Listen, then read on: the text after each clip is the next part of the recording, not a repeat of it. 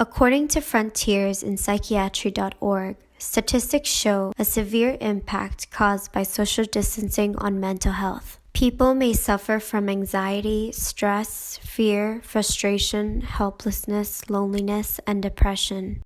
With the aid of technology, we found ways to feel close through Zoom calls, Google Meet, FaceTime. It's the best way to stay connected. But what about physical distance?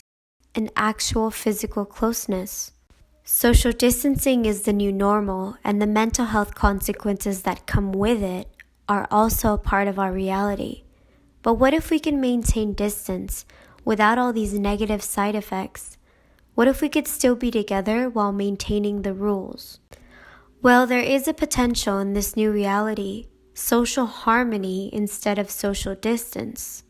NoSigner developed social harmony as a call towards our society to play while maintaining social distance rules. Social harmony is a signage system that plays musical notes when one stands on a musical score on the floor. Each note on the score triggers a different sound. The order in which the notes are played changes with your own course and the rhythm of your own pace. That means that everyone can play a once-in-a-lifetime Gymnopédie Number 1 by Erik Satie that can only be played by you, in that particular place with that particular group of strangers. By making the most of the power of classical music, culture, and art, NoSigner aims to subliminate the act of social distance itself and transform it into a rich way to communicate between people.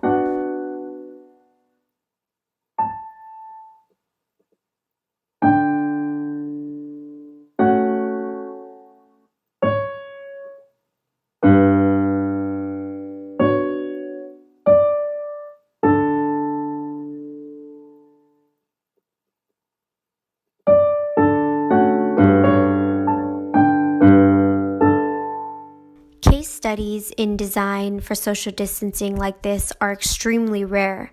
Almost all case studies are designed to keep us apart without taking into account the negative mental health effects of social distancing, such as creating barriers, obvious indications of distancing. But what if we could turn these barriers into a playground, just like NoSigner did? That is what makes this case study so unique. It combines unique design thinking to solve the problem of social distancing with the added phenomenon or gamification. In Miguel Sicart's book, Play Matters, the game is a portable tool for life.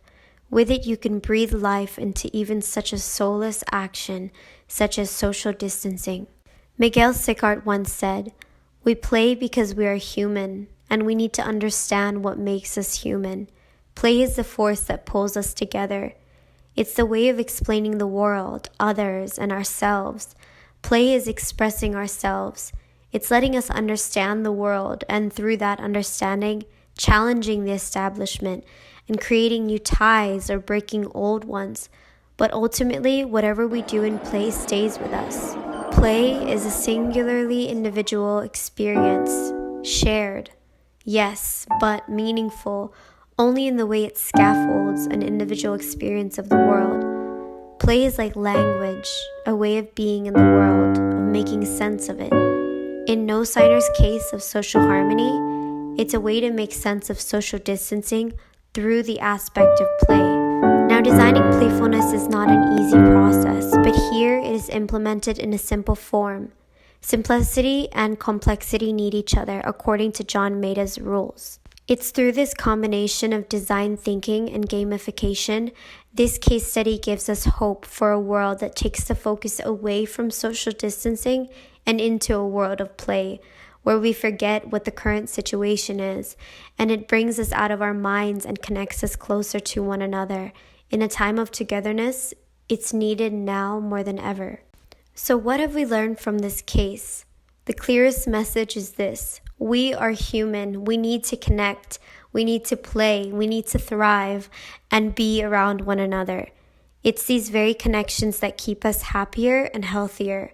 So when we think about designing for social distancing, the question is not how can we make a barrier between us, but what possibilities do we have to maintain social distancing, but creating an opportunity for social harmony. So, what would the future of social harmony look like? We imagine a world where, well, that's for you to decide.